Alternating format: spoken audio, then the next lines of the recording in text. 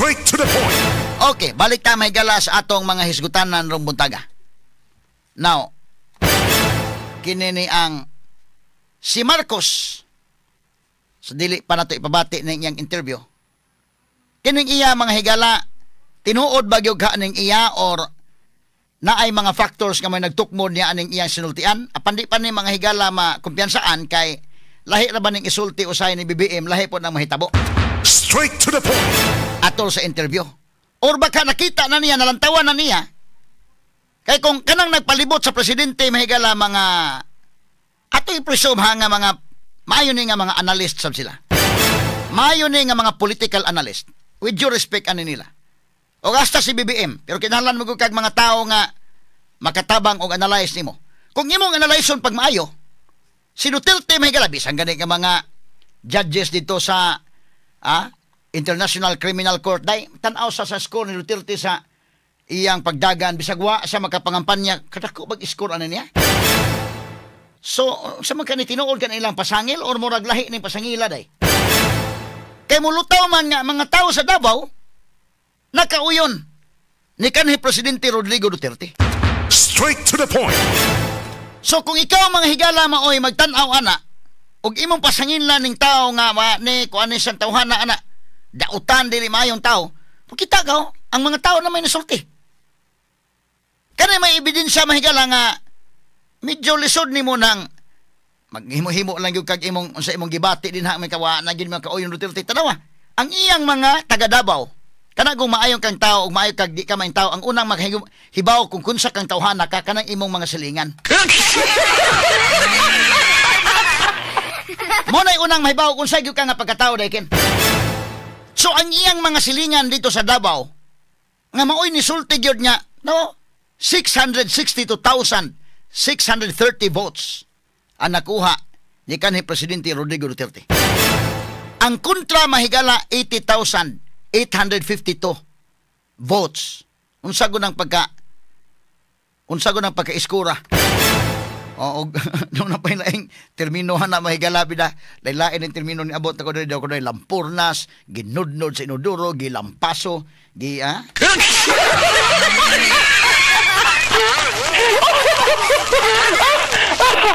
makakon kay, makapamalandong kay. Kay ugmingong ka nga daotang tao na, mayong tao na, ang unang makasulti gyud anak mahigala ka ng imong mga silingan.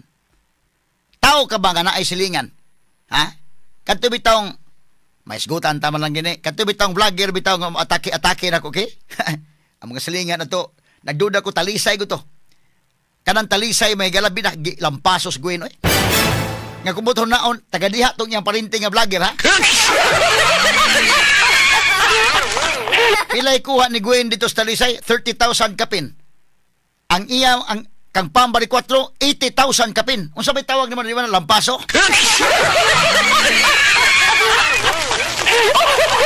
Ano man, bisag mga silingan ini mong vlogger, do na magayo daghang makasulti nako bida paita kuno day. Makasilingan ka ng tawhana Hesus Ginoo ko. Mura kag makapanguros kung mahimo imo ibaligya ang property balhin kag laing lugar.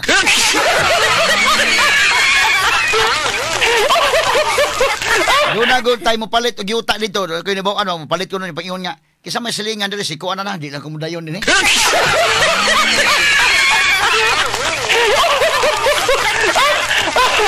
Kanang maayo kang tao o di ka maayong tao. Lisod nang mapaplastik-plastik ka. Ang una yung mahibaw, anak ka na imong silingan o unsa yung kang klasihas pagkatao. So, kana mahigala. Teo, kini ako lang gibalikan na ako lang mawitkan nga gamay ning isyuhang ginagmay sa atong lokal. Tama, ang kang Pambali 4 85,730 votes. Ang kang Gwen Garcia 31,757 votes. So may tawag ana, di ba na lampaso? Lampurnas man ang kalakiha. Unya timan iha, si Pambali 4 wa gitay leader ng talisay day. Nagkuwang pang tarpulin, wa pay leaders, wa pay manghatag ditong 10 balot. Wa ko'y kontra diha may galang mayor sa talisay. Nya ang mayor diha Gwen go di wa ba say masugo dito pamalihog lang iapila na akong 10 balot. Wa. Pero sa nitabo, pertim pagkalampasuha Nga naman kining ang imong silingan lagi katong iyang parente nga vlogger taga diha man. sa tupa kadtong yung mga parente dito, ang yung parente na vlogger, ang mga silingan at tuwa mo butal sa iyong suot.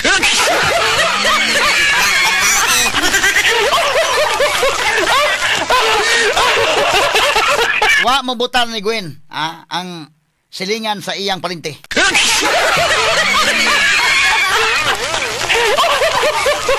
So, mo po ni Trillanes.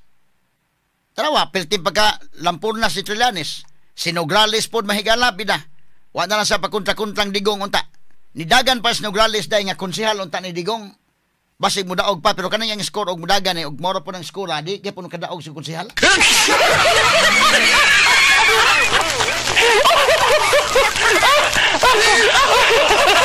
Mo na timailhan nga kung ikaw political analyst ka karon nga naa ka sa circle ni BBM, makita ni mo na nga uy mo naman di man ni mabangbang pasutilti ito gipabahaan na ni kwarta dito sa Davao kanugralis mahigalang kwarta putinaghan nagikan sa administration god baha dito mahigala pero mga tao sa Davao bida wa magpadas kwarta ha kana numero 1 na ha nya mo kas nasyonal ang number 1 si Bongo Duterte man naunsa man ang kalakiha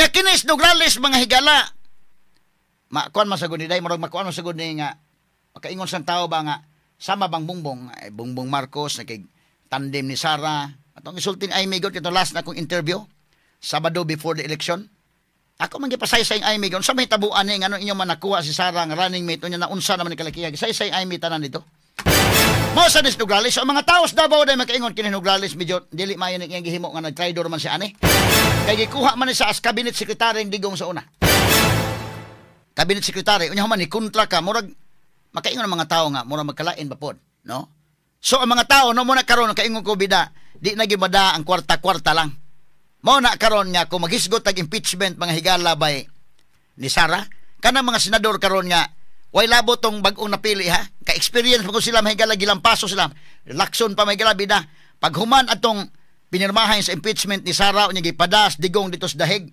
ingon sa lakson day bida gilampaso may sa mong score sa Mindanao ang Bisaya lampaso gyud sumuna nga medyo kining mga nakalusot gani sa alyansa di pa nimo masiguro og mubutar ba nila nga konbiktuhon la Sara day kay mo huna man ni alyansa bitami pero makatabang alyansa namo nalisod hinon namong kinabuhi tungod ining grupuha iyahay maglakaw sa for survival na hinon tungod atong issue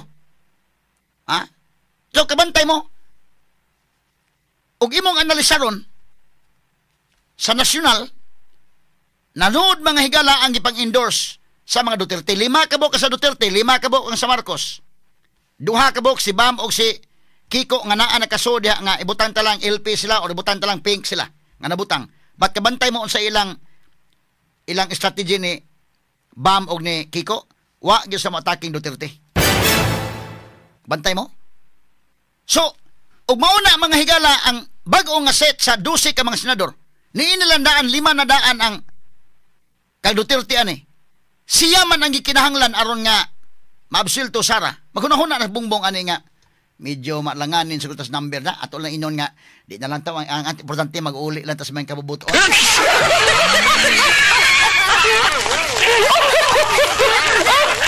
kay mubasa man gyud ka kani fax ni ha dili na ingon niya kuan kay namay uban mahigala nga kuan gyud lahi pod sila ba ayaw mo emotional di ha fax ang atong gitan-aw og akong gisaysay na ninyo unsa pagbutar sa mga subuanon balikan ako gamay ha para makuha nitong fax ha kini yung local absentee voting nganong importante man ang local absentee voting i-check lang ko din sa kani local absentee voting nganong importante man kay nga maghatag ni og signal kang BBM nga hinahinay lang ta BBM medyo alkansi madelikado ta ngano man kining mga tawhana ang nibutar ining local absentee voting mauni ang mga uniform personnel sa Armed Forces of the Philippines kadto mga PNP mga teachers media practitioners mga government workers nga ni anang May 12 dili sila makabutar na kay mabisi na sila mo ni mga sundalo paunahon sila butar so kadtong local absentee voting taga kumilik in fact si Sir Omar ganito nakabutar na tong si Sir Omar ba pagka April 29 nakabutar siya apply man sa kining local absentee voting ako na lang kung apply sa unas dito pa ko sa kwan late team apply ko daan pero karon ni anam ta Cebu god Wa na lang kay dool naman na itong barangay, ha? Kabutar gyapon ta. Pero kadtong ubang mga media labi na i-assign kag lagyo nga gusto ka maka-exercise sa imong katungod, right mga higala sa suffrage mga sukid tig paminaw, mubutar kag una-una, mo apply ka nga nining local absentee voting, qualified man mi mga sakop sa media. Nganong importante ni nga maghatag og kiyo kang BBM? Kay nationwide kini, mo ni mo reflect sa tibuok nasod. Sundalo gud ni.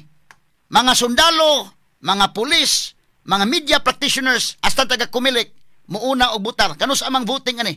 April 28 to 30. Mo na ilang pagbutar. Kay aron pag May 12, taga kumili ka di na makakabutar. Katong sundalo pulis, gi-assign mo sa lagyo, na di nakakabutar sa May 12. So, butar na kandaan. Sus, pag resulta, may galibaw mo ko sa resulta di ay. Basado ko balik ha. Maghatag ni Kiyo kang BBM ayay, tandugunon man ang armed forces na tuan di ay. Tandugunon. Now, armed forces at ang pulis, gahilom-hilom lang na mahigala na mga pulis diha.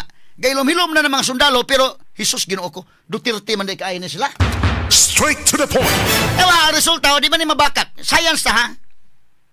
Na may uban niya, na uban di ganahan sa kong komentaryo kay kuan ko no, pabor ko ni mo. O, dili. Facts ni. Klaro niyo, number 1, sa mga military o pulis o media, mao ni ang ilang gibutaran. Number 1, Bongo. Number 2, Bato de la Rosa. Number 3, Rodante Marcolita. Number 4, Jimmy Bundok. Number 5, Raul Lambino. Number 6, Attorney Vic Rodriguez. Number 7, J.B. Hinlo. Number 8, Philip Salvador. Number 9, Ariel Kirobin. Number 10, Apollo Kibuloy. Number 11, Gringo Honasan. Number 12, Kernel Busita. Straight to the point. Pero ha, PDP laban, day. O kining gi-endorse ni Digong, wa ang gi-endorse si Sara nga si Camille o si Aimee. Mas mutuo day mga tao pag yun ni Digong kuntang Sara. Straight to the point. Ato na Sara ha? O mo endorse si Digong, mas tuuhan siya kontra sa iyang anak nga si Sara. Oh. Tanawa ko ng resulta, oh. So si Marcos magtanawa na day ang akong armed forces. Nga ikaw may commander-in-chief sa armed forces. Hilom-hilom lang day ni mga higalang mga army, mga pulis, kining mga kwan. Hilom-hilom lang. Ako bitaw di ako musulti may gala kay lisod masagay, no?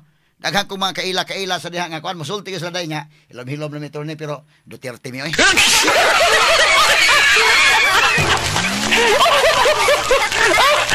So kanang ilang mga officials kay siyempre trust and confidence may gala sa presidente iyang itudlo gisa iyang chief of staff din ha gisa iyang mga lieutenants din ha. Ikaw commander-in-chief gud ka sa armed forces, ang loyalty sa imong mga tawa nimo kay wa man sila motuo sa imong gi-endorse nga alyansa, di man mo ilang gibutaran, ha? Tanawa ko nagdako kini nga mensahe, oy. Tibok Pilipinas kini dayken. Tibok Pilipinas maghatag ni og dakong mensahe ngadto kang BBM nga delikado imong leadership. Ang imong mga trabahante mismo sa gobyerno, ang imong armed forces mismo, ang imong pulis, tanawa, wa mo tuo sa imong endorsement. Wa gibisag usa diha nga nakasuod sa imong gi-endorse.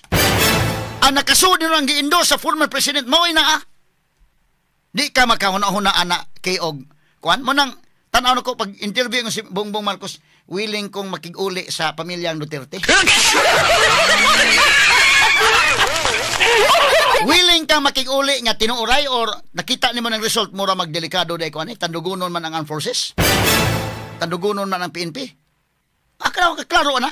Basahan ninyo klaro na. O kung saan nyo pag-analyze na ang mga higala. Dili ito sa gulag emosyon. Ay emosyonal ning uban may gala nga kay kuan do na magiso kong Duterte do na po'y dapig. Oh, way dapig tanaw. Based on facts. Kung saan nimo na pag-analyze na. Nagpasabot ang mga tao di ay kini nagpasabot ng mga tao ang loyalty to apa ni former President Duterte. Nagpasabot nga dili sa gusto nga ma-impeach si Sara. Kaya mo na kay kining mga tawhan na kining 12 kabuk pulos man Duterte ni. Og mudaog ni sila mahigala, mo'y gusto sa mo'y tingog sa armed forces, mo'y tingog sa pulis. So sa ato pa, og gusto nilang dili ma-impeach si Sara kay naa ni mga tawhan na di man. Straight to the point. Na pag-interview ni BBM, ingon siya may gala asa man to interview dong. Isa willing ba ka makig-uli sa mga Duterte, ang pamilya? Interview ang katunyeng, isa nga willing kaya. Ato binawon be. Puso ninyo, gusto niyo bang makipagkasundo pa sa mga Duterte? Oo. Ako, ayoko ng gulo. Gusto ko makasundo sa lahat ng tao. Mas maganda, marami na akong kaaway. Hindi ko kailangan ng kaaway. Kailangan ko kaibigan. Puso ninyo, gusto niyo bang makipagkasundo pa sa mga Duterte? Oo. Ako, ayoko ng gulo. Gusto ko makasundo sa lahat ng tao. Ayaw ko ng gulo, no? Di na sa gusto gulo, day. Tanaw sa gulo niya, ayay. Kanang resulta, factual mo na. Magtanaw kay mo mga tao, mga tala ko, uy, sabadi mga tao na ko, di man day, o maganda day matuo sa akong endorsement. Ang akong gi-endorse, may bisag usa na kasud. Nya ang gi-endorse sa akong gipada sa dahig. May nanood tanan. Dako na nga mensahe, uy. Ha? So ingon sa nga willing sa makigkuan, nya sa impeachment ni sugutanan o sa man tong usadong. Ingon sa wala na, di na taw sige pamulitika o sa man tong usadong be. Ato paminawon dong. Asa man tong usa ka clip dong. Ya kay di man mapapati itong tibuok gyud kay taas man kaayo. So kanang i-clip-clip lang na to be. Sige. Puso ninyo, Adi katong gusto usa. niyo bang Katong usa nga atong politics nga sa dili na kay nagsawa na sa politika. Gusto ko makasundo sa lahat ng tao. Mas maganda. Nato isa ka clip dong, nakawan na ba ito nimo? Imo bang naandam tong usa? Katong hibot may tungod sa kananaang about sa impeachment to. Nga niingon siya nga kuan. Sige, chon. Straight to the point. Now, atong balikan mga kaigsunan ng atong mga hisgutanan karon, no? Masabot nato mga higala kung ikaw political analyst ka. Klaro gina. Makaingon gyud ka kining local absentee voting tingog ni sa armed forces, tingog ni sa mga pulis, tingog ni mahigala sa mga uniform personnel. So magtanaw ka day, o ikaw may Marcos aniday mo na kagkalingo-lingo gyud ka aniday. Wa man ginisud bisag usa sa akong endorse sa tupawan isla mo tuon ako. Di gyud maayo nga endorser day kinis Marcos kumaohon. Nya kini gud mahigala astute politicians. Nama sa survey, grabe man tungos kadakog budget sa administration.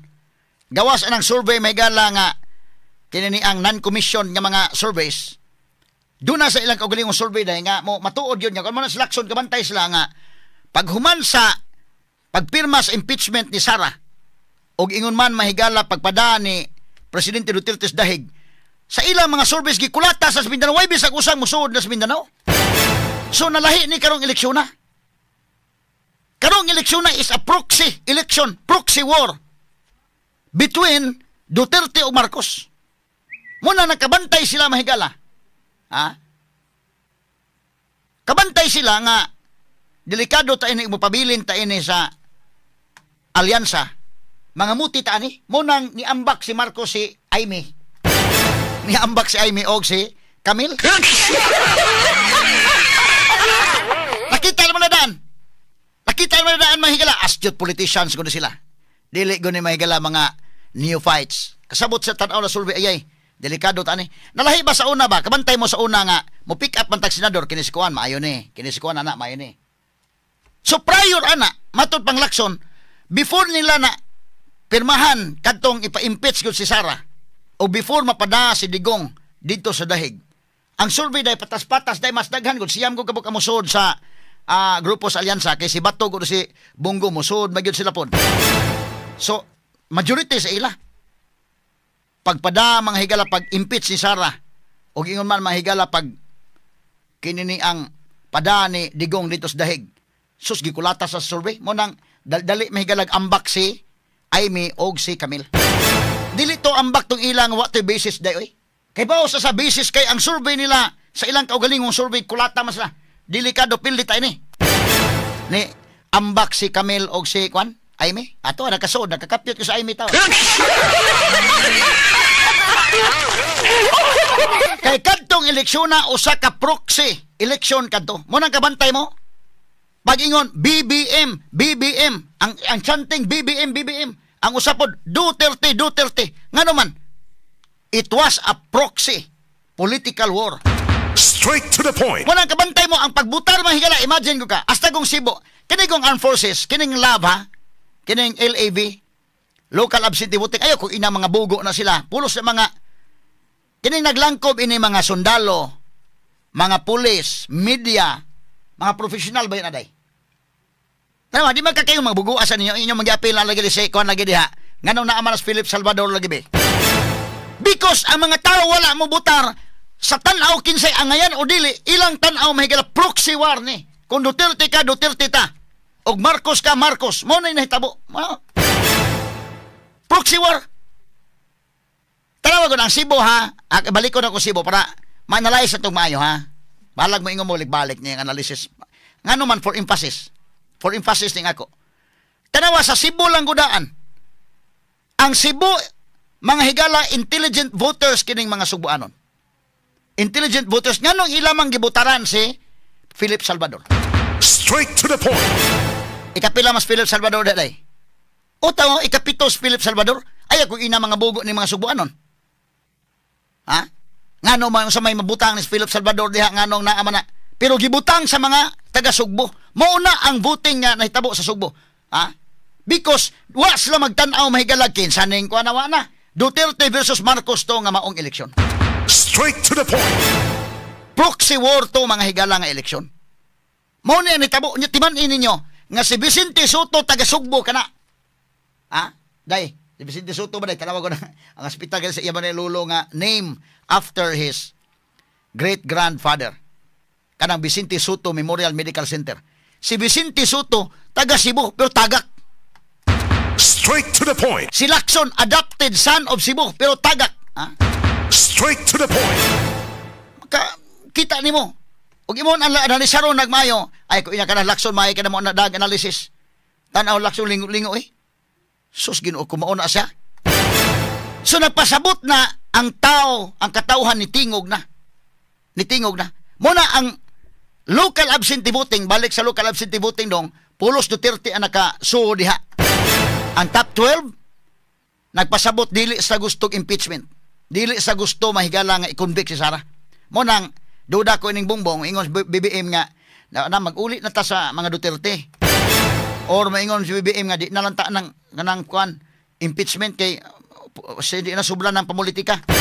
Pwede maunay, tinuod na naa siya kasing-kasing or pwede nakita niya ni day sa lisod bang impeach ta ato mga tao ang taga-gobyerno mismo na to gilom-hilom man ning armed forces kining ato mga generals nga ikatubang na to pasalot-salot lang na to ni posible ato ni pero ang katong ta sa ubos ang mga tao mismo mahigala kini klaro man ni tingog sa armed forces of the Philippines tingog sa Philippine National Police mauna straight to the point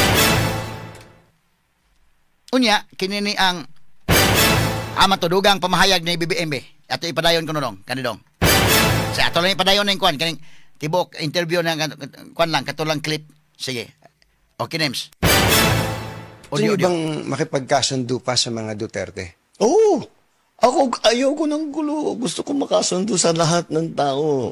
Mas maganda, marami na akong kaaway. Hindi ko kailangan ng kaaway. Kailangan ko kaibigan.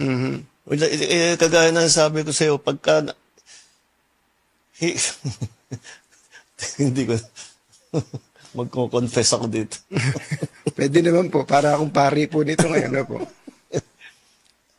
Ewan ko, kahit hanggat maaari, ako, ang habol ko, yung stability, peaceful, para magawa namin yung trabaho namin. Kaya ako, laging akong bukas sa ganyan. I'm always open to any approach na, alika, magtulungan tayo. Diba? Kahit hindi tayo magkasundo sa polisiya, hindi tayo magkasundo. Gawin yung trabaho, pero wag na tayong nanggugulo.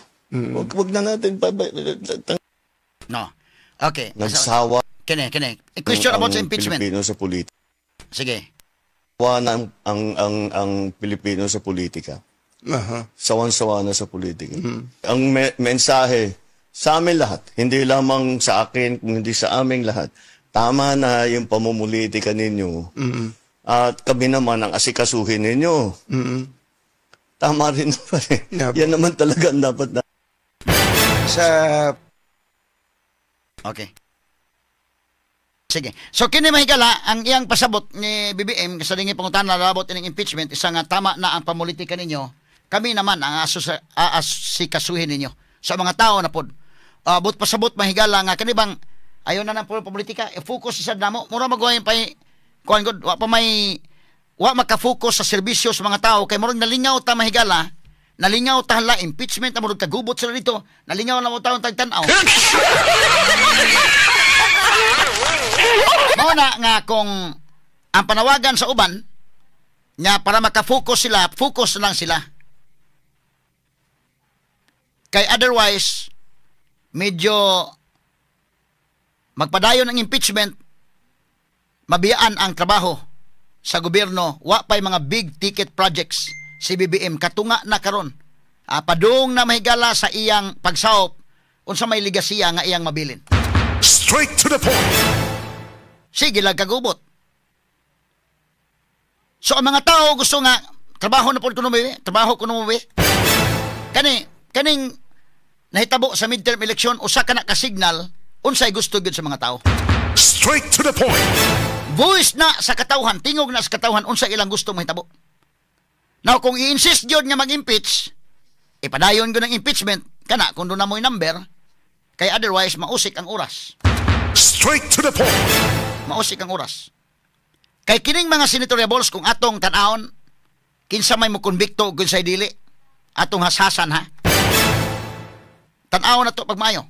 Remember 2/3 votes. Nya kanang mga senador nga 12 karon nga by 2028 day mag-atubang sila og eleksyon na sad. Sila na pud mo hukman sa mga tao.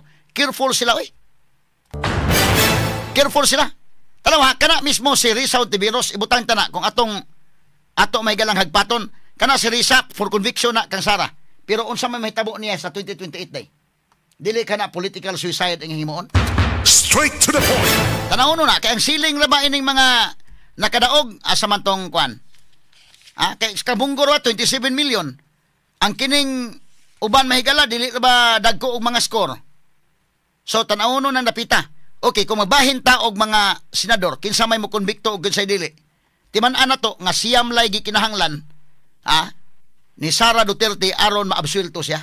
Straight to the point. Mao na nga kana si former Senate President Frank Drilon ni angkon siya nga medyo numbers game ni. Musugot kag sa dili mahigala. So sa new set lang daan of senators mahigala kining 12 kinsa may mobutad ang klaro kay mobutad diha mahigala og i-impeach gyud si Sara og kinsay dili.